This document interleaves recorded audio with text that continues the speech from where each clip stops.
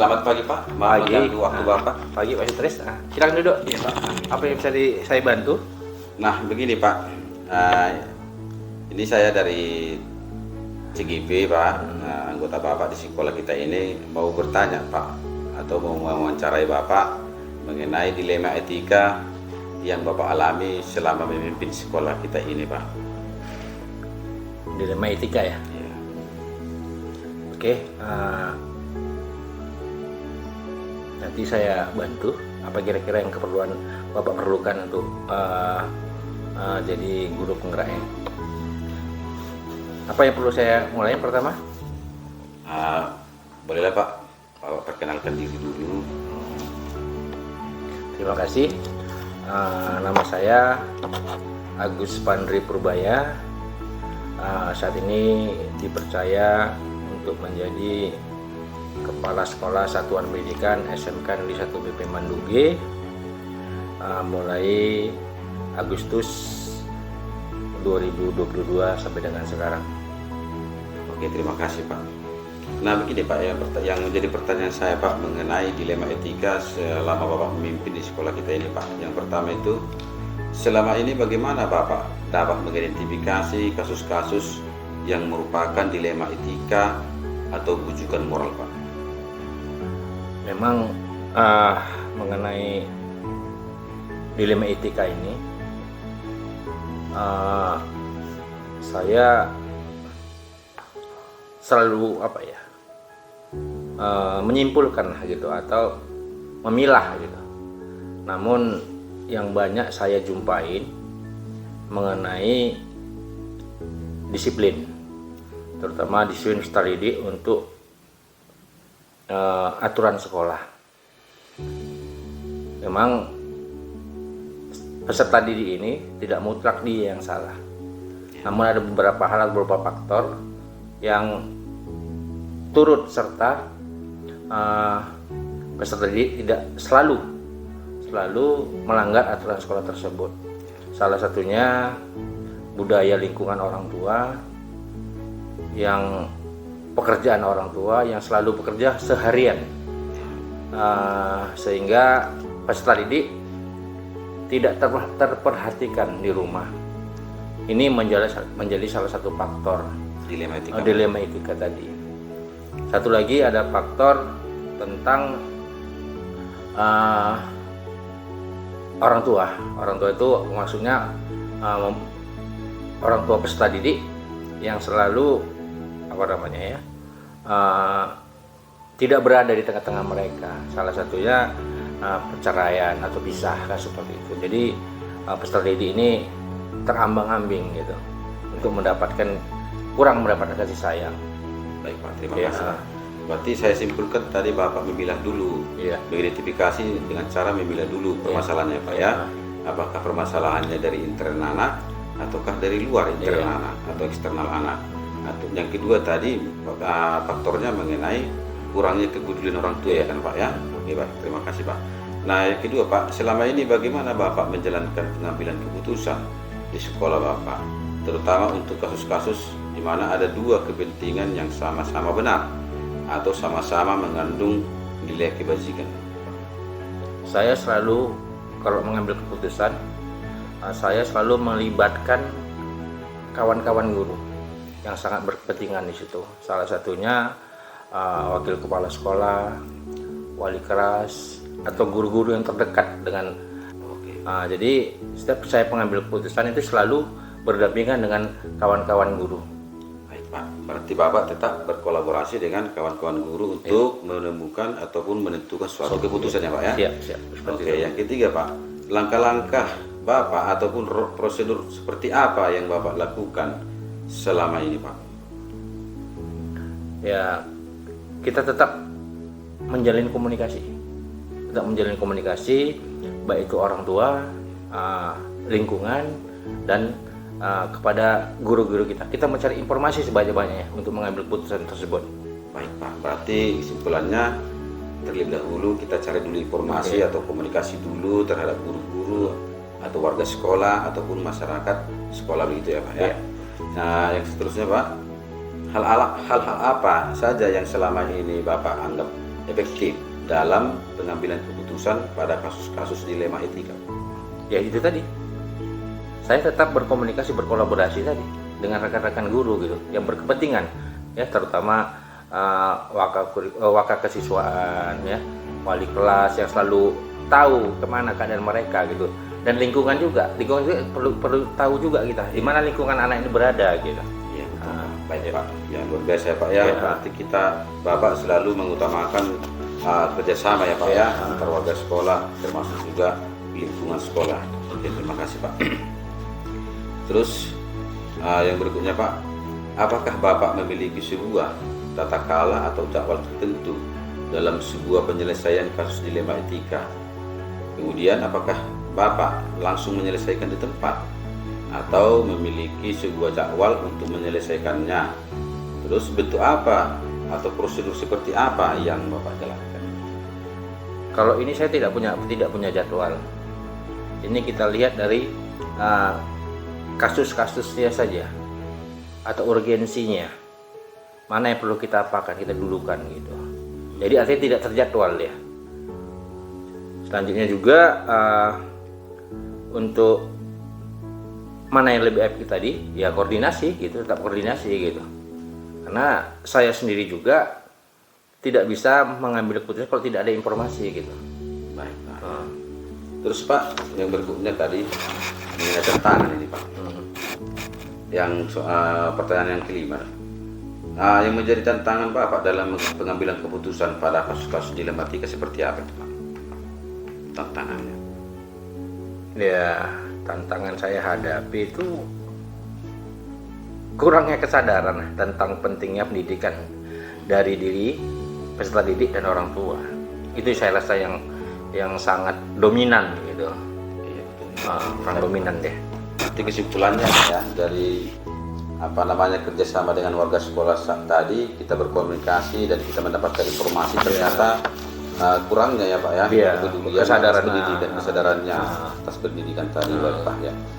Nah yang berikutnya Pak, ada nggak kira-kira Pak ataupun faktor-faktor apa yang selama ini mempermudah atau membantu Bapak dalam pengambilan keputusan dalam kasus-kasus dilema etika Pak? Ya seperti yang kita jalani sekarang itu, kembali ke soal atau pertanyaan sebelumnya tadi yang Bapak sampaikan gitu.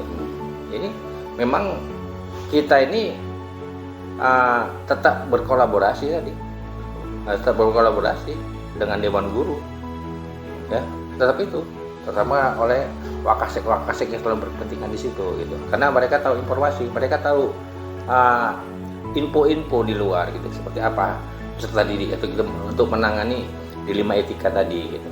Baik Pak, berarti komunikasi itu penting ya Pak ya untuk semua pihak termasuk tadi kepala sekolah, guru-guru dan juga yang berkepentingan lainnya Pak ya, untuk agar Bapak nanti mencari informasi seperti apa ini kasus ini ya, apa penyebabnya ya. Oke Pak. Nah yang berikutnya Pak, dari semua hal yang telah disampaikan, nah pembelajaran apa yang dapat Bapak petik dari pengalaman Bapak mengambil keputusan dilema etika Pak? Yang faktor yang sangat penting saya rasa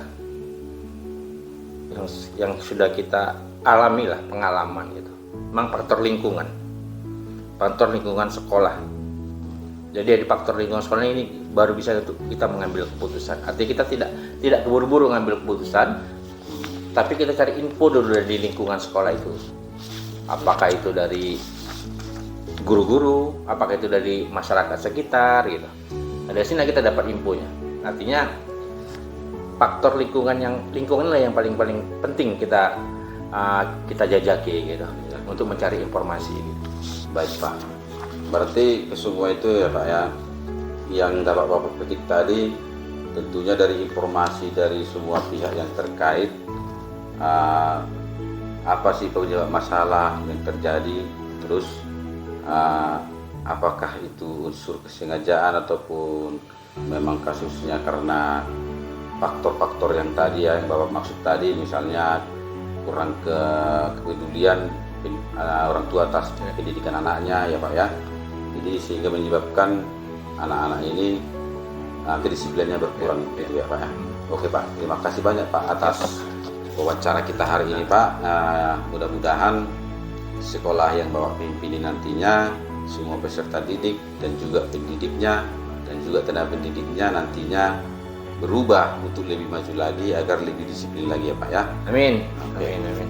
Terima kasih Pak atas Ya. waktunya sudah mengganggu Bapak. Terima kasih. Semoga sukses Pak Tuslis. Oke, sukses Pak.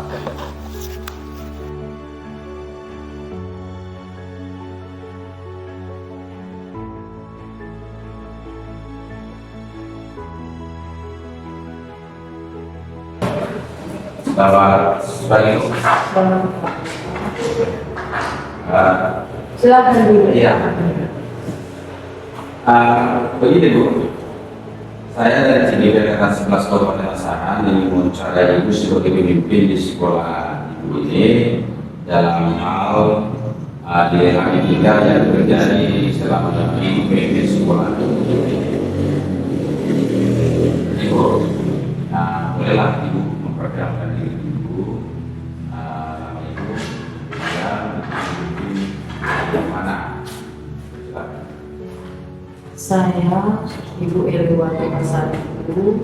Saya memimpin di sekolah SD Negeri 180 Apa yang bisa saya lakukan?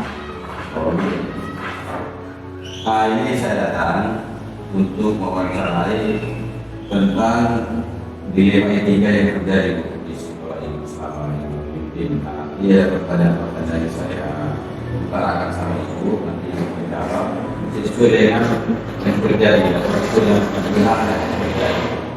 Lalu ini, nah, selama ini bagaimana Ibu dapat verifikasi kasus yang merupakan dilema etika atau tuntutan moral selama Ibu memimpin di sekolah ini?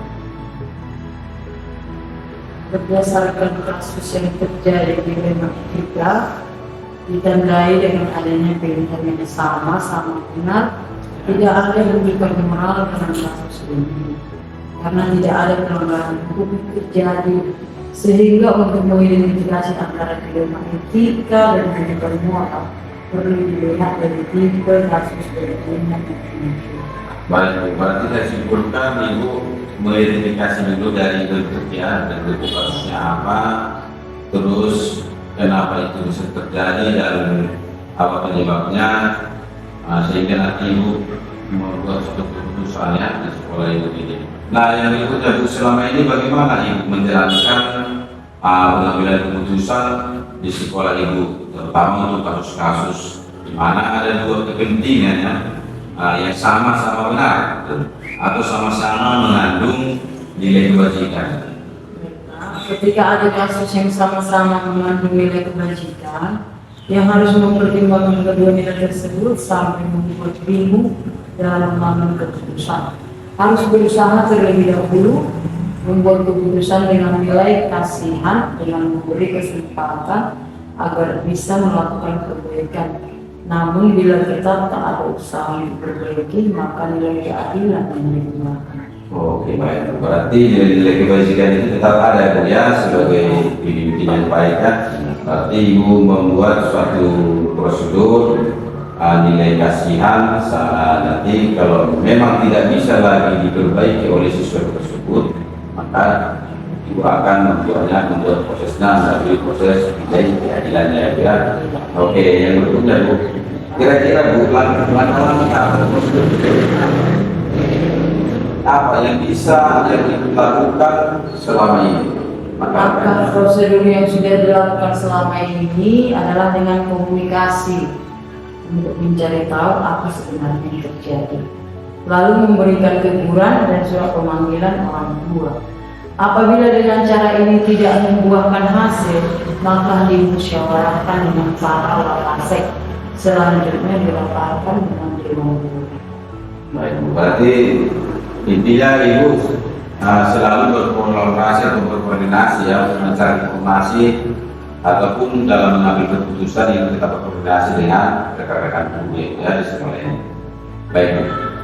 Nah, kira-kira hal apa saja yang selama ini anak anggap efektif dalam pengambilan keputusan pada kasus-kasus dilema etika?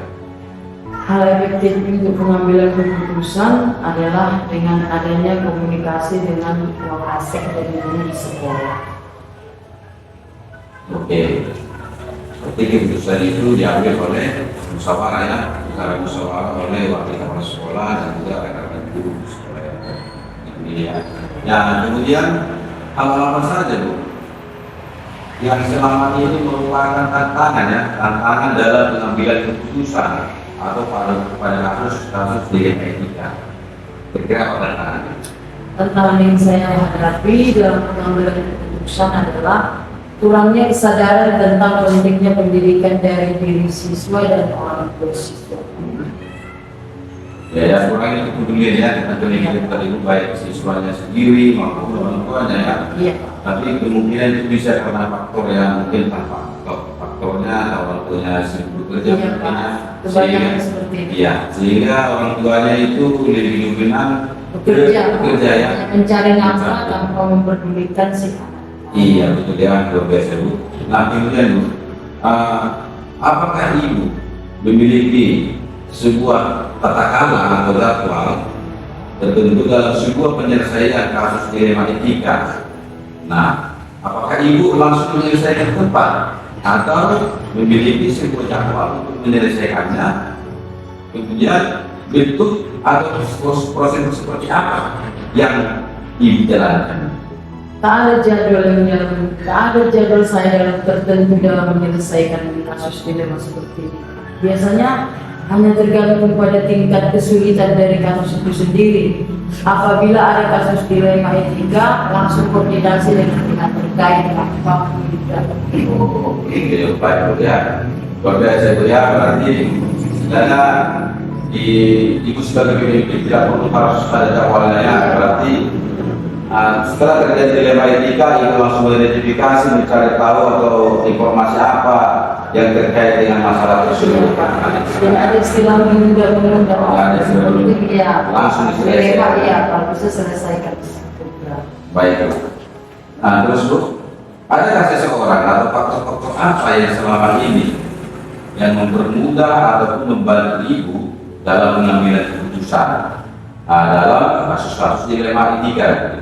Biasanya saya Pak nggak mengambil keputusan sendiri. Saya bekerja sama dengan menyelesaikan dilema itu. Saya mengambil keputusan tidak sendiri, tapi bekerja sama dengan Wakasek maupun Dewan Guru. Baik Bu, berarti intinya yang saya dapat, Ibu selalu berkoordinasi dengan bawahan ataupun dengan wakil kepala sekolah, baik guru juga ya, karena kan mengambil suatu keputusan itu tidak mudah, sangat berat. Berarti sekarang dengan koordinasi dengan wakil dan juga guru, dibantu Ibu sebagai pemimpin dalam menghadapi yang tadi bukan. Nah kemudian dari semua hal yang telah disampaikan, pembelajaran apa yang dapat Ibu ketik dari pengalaman Ibu dalam keputusan dilema etika? Pembelajaran yang bisa saya petik untuk dilema etika tadi Pak, perlu memperhatikan budaya lingkungan sekolah untuk mengambil sebuah keputusan. Oke baik. Nah berarti ya kesimpulannya dari koordinasi ataupun kerjasama ataupun kolaborasi dengan lokasi baik juga dengan dewan guru ya, mudah-mudahan nanti di kemudian hari koordinasi tersebut berkembang sehingga permasalahan-permasalahan dilema etika maupun kesulitan moral tersebut dapat terselesaikan dengan baik, bisa menggunakan nilai-nilai kebajikan universal yang akan diterapkan nantinya kepada peserta didik di sekolah kita ini ya. Mudah-mudahan segala permasalahan Ibu nantinya ke depannya bisa tuntas tanpa menimbulkan suatu masalah itu. Oke. Jadi Bu, terima kasih banyak atas waktunya. Semoga Ya, Bapak juga semoga sukses dalam CGP-nya. Ya. Terima kasih Bu.